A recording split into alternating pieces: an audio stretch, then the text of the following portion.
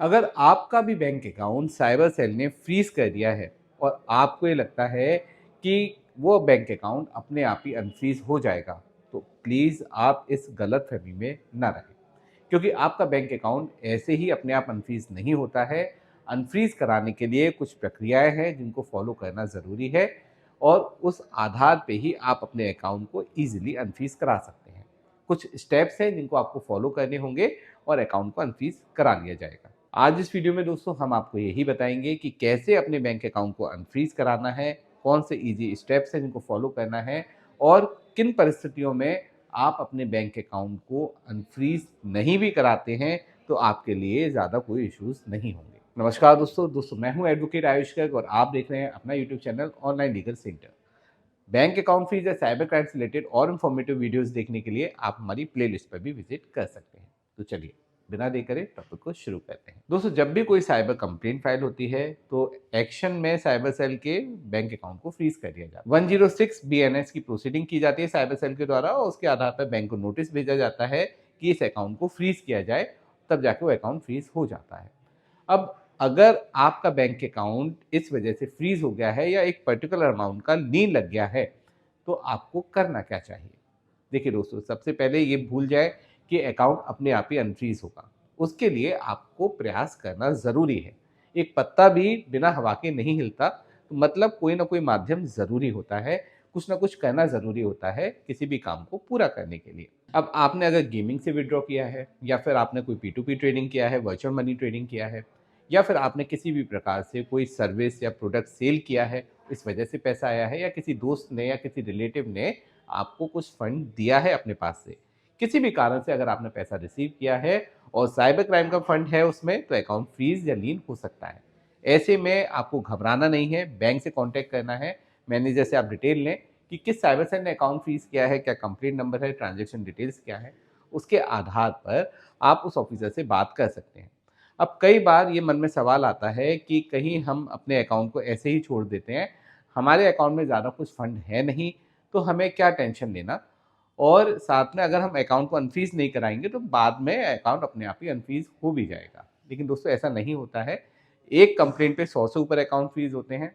आपकी जिम्मेदारी है कि जब भी आपका अकाउंट फ्रीज हो, आप साइबर सेल ऑफिस से कांटेक्ट करें, अपने ट्रांजैक्शन के बारे में सारी डिटेल्स उन्हें सबमिट करें। आप, ऐसा नहीं है कि आप साइबर सेल में विजिट ही करें, ये कंपलसरी है, ऐसा बिल्कुल नहीं है।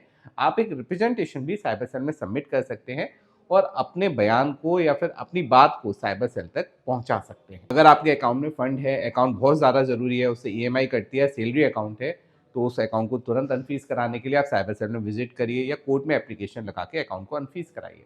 और अगर आपके अकाउंट में ज़्यादा फंड नहीं है, फर्स्ट सेकंड थर्ड लेयर में आपका अकाउंट फ्रीज नहीं है, ज़्यादा ज़रूरी नहीं है अकाउंट, तो ऐसे में आप रिप्रेजेंटेशन साइबर सेल में ज़रूर सबमिट करिए किसी अच्छे साइबर एक्सपर्ट एडवोकेट के माध्यम से, जिससे आप सेफ हो सकें। और जब इन्वेस्टिगेशन कंप्लीट हो जाएगा और आपका वहाँ पे रिप्रेजेंटेशन भी सबमिट है ऑफिसर के पास, तो वो आपसे कांटेक्ट करके या आपके एडवोकेट से कांटेक्ट करके आपके अकाउंट की एनओसी आपके बैंक में सेंड करवा देंगे, जिससे आपका अकाउंट भी अनफ्रीज हो जाएगा, लीन रिमूव हो जाएगा। लेकिन दोस्तों, कई बार इस पूरी परिस्थिति में डिस्प्यूटेड अमाउंट रिटर्न करना मजबूरी हो जाता है, तो ऐसे में इसके लिए भी आप पहले से ही तैयार रहें। अगर आपका डिस्प्यूटेड अमाउंट ज़्यादा है तो प्रैक्टिकल बात है कि आप उसका विरोध करें, कोर्ट में आप एप्लीकेशन लगाएं, और अगर ज़्यादा नहीं है तो उसको ऐसे ही छोड़ दें। ये थोड़ा प्रैक्टिकल सॉल्यूशन है, लेकिन अगर आप नहीं छोड़ना चाहते हैं तो आप उसके खिलाफ भी कोर्ट में जा सकते हैं। लेकिन दोस्तों, एक बात ध्यान रखिए, गेमिंग के द्वारा अगर आपने कुछ फंड रिसीव किया है तो वो डिस्प्यूटेड अमाउंट आपका रिलीज नहीं होगा, क्योंकि गेमिंग में आप प्रूफ नहीं कर सकते हैं कि जो आपने फंड रिसीव किया है वो जेन्युइन फंड है। ए अकाउंट में फंड देते हैं आप और बी अकाउंट से फंड रिसीव करते हैं, तो ऐसे में पॉसिबल नहीं है कि आप अपने ट्रांजैक्शन की जेन्युइनिटी प्रूव कर सके गेमिंग के सिलसिले में। बाकी अगर P2P ट्रेडिंग करते हैं तो उससे रिलेटेड जो भी आपने बाइनेंस पे ट्रेड किया है उसके स्क्रीनशॉट रखें, केवाईसी कराएं सामने वाली पार्टी की, और साथ ही साथ में आप थर्ड पार्टी ट्रांजैक्शन बिल्कुल ना लें। इसके अलावा अगर आप कोई शॉपकीपर हैं या सर्विस प्रोवाइडर हैं तो जीएसटी बिल जरूर काटिए।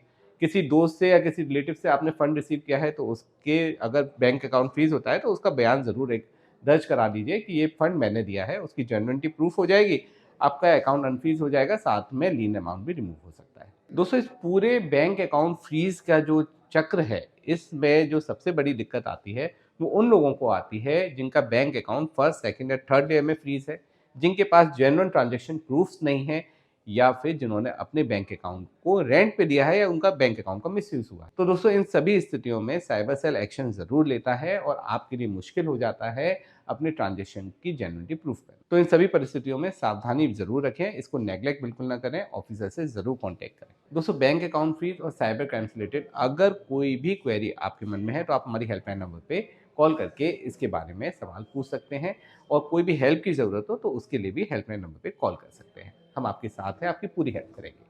वीडियो अच्छा लगा हो तो इसे लाइक शेयर कमेंट ज़रूर कीजिएगा। चैनल को सब्सक्राइब नहीं किया है तो सब्सक्राइब भी ज़रूर कर लीजिए, जिससे आपको ऐसे ही लेटेस्ट इन्फॉर्मेटिव वीडियोज़ के नोटिफिकेशंस मिलते रहेंगे और आप भी लीगली अपडेटेड रहेंगे। अंत में सतर्क रहें, अपने अधिकारों के लिए जागरूक रहें और ऑनलाइन लीगल सेंटर से जुड़े रहें। मिलते हैं अगले वीडियो में। जय हिंद।